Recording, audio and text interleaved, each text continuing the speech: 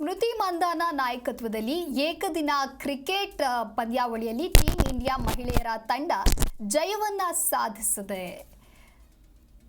3 ಪಂದ್ಯಗಳ ಸರಣಿಯಲ್ಲಿ ಶುಭಾರಂಭ ಮಾಡಿದೆ. ಶುಕ್ರವಾರ ರಾಜ್ಕೋಟ್ನಲ್ಲಿ ನಡೆದ ಮೊದಲ ಪಂದ್ಯದಲ್ಲಿ ಭಾರತ ತಂಡ 6 ವಿಕೆಟ್ಗಳಿಂದ ಐರ್ಲೆಂಡ್ ವಿರುದ್ಧ ಗೆಲುವನ್ನ ದಾಖಲಿಸಿದೆ. ಆ ಮೂಲಕ 3 ಪಂದ್ಯಗಳ ಸರಣಿಯನ್ನ 1-0 ಅಂತರದಲ್ಲಿ ಮುನ್ನಡೆ ಕಾಯ್ದುಕೊಂಡಿದೆ.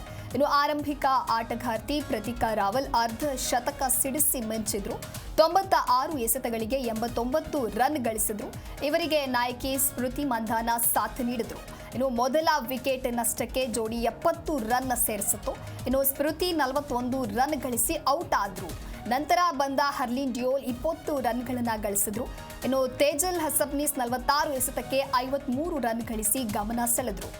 ಇನ್ನು ಜೆಮಿಯಾ ರೋಡ್ರಿಗಾಸ್ ಹಾಗೂ ರಿಚಾ ಗೋಸ್ಟಲಾ 8 ರನ್ ಗಳಿಸಿದ್ರು. ಟಾಸ್ ಗೆದ್ದು ಮೊದಲ ಬ್ಯಾಟ್ ಮಾಡಿದ ಐರ್ಲೆಂಡ್ 50 ಓವರ್ಗೆ 7 ವಿಕೆಟ್ ನಷ್ಟಕ್ಕೆ 238 ರನ್ ಗಳಿಸಿದ್ರು.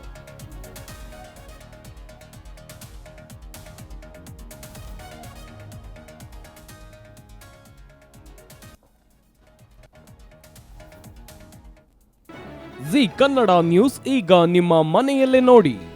ಎಲ್ಲ ಕೇಬಲ್ಗಳಲ್ಲಿ ಈಗ ಲಭ್ಯ.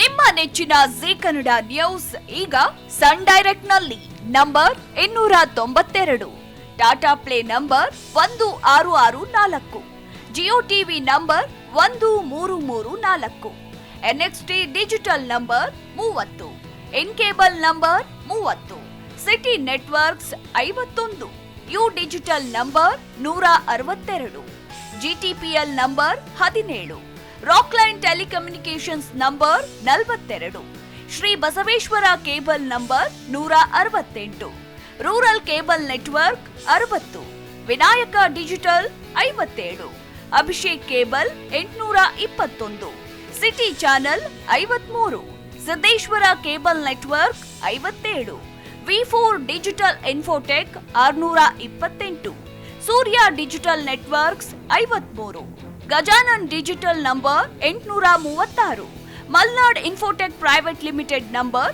56, Metrocast number 830, Victory digital number 167ರಲ್ಲಿ ನೋಡಿ ಆನಂದಿಸಿ.